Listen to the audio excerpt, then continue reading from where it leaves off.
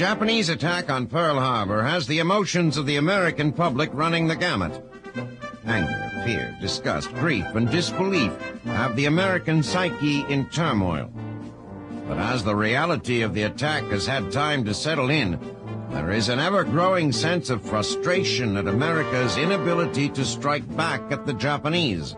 The Navy is still staggering from the blow at Pearl. The Army and Marines are busy training their new recruits, building the forces that will be necessary before any offensive action by the United States will be possible. In Asia, however, a group of Americans known as the Flying Tigers is making the Japanese pay dearly for their bombing excursions over China and Burma. Flying old P-40s with their noses painted to resemble a shark baring its teeth, the Americans are giving the Japanese Air Force all it can handle. This group of volunteers is led by a flamboyant colonel named Claire Chennault. In the years between the wars, when most of the officers in the Army Air Corps were unabashed proponents of the heavy bomber, claiming it was an invincible weapon, Chennault remained a vocal advocate of the fighter plane. He argued that the pursuit plane's ineffectiveness was not due to design limitations of the plane, rather it was due to the tactics devised in World War I. To Chennault, the idea of dueling the enemy in one-on-one dogfights was romantic nonsense. Infantrymen do not win battles alone, only by working together as a team. Combining their firepower can they achieve victory. The same, Chennault argued, is true of fighter planes. In 1937, Chiang Kai-shek, after hearing of Chennault's expertise in pursuit planes, asked him to be an advisor to the Chinese Air Force. On his arrival, Chennault found the situation worse than he could have imagined. Chinese pilots who were supposedly combat-ready routinely crashed, simply taking off and landing. Chennault immediately began to revamp the Air Force.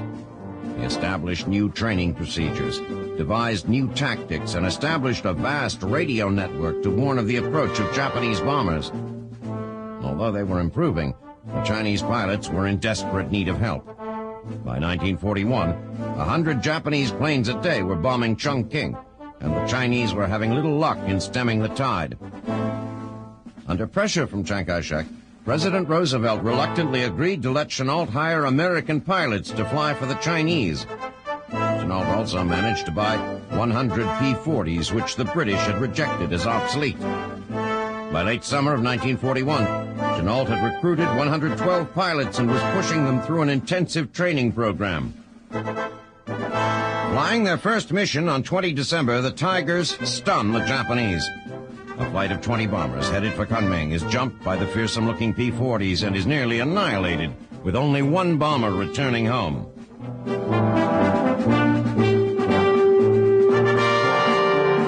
Day after day, the Tigers engage the Japanese with tremendous success. Working in pairs, the Americans make diving passes at the Japanese planes, sending them hurtling toward the ground in flames.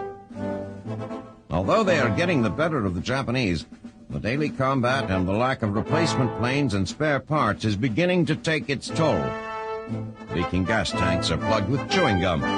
Bullet-riddled fuselages are repaired with adhesive tape.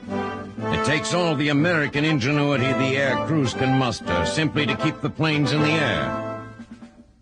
The Flying Tigers continue to cause the Japanese a considerable amount of frustration. Although their Zeros are faster and more maneuverable than the outdated P-40s, the Americans continue to rack up victories.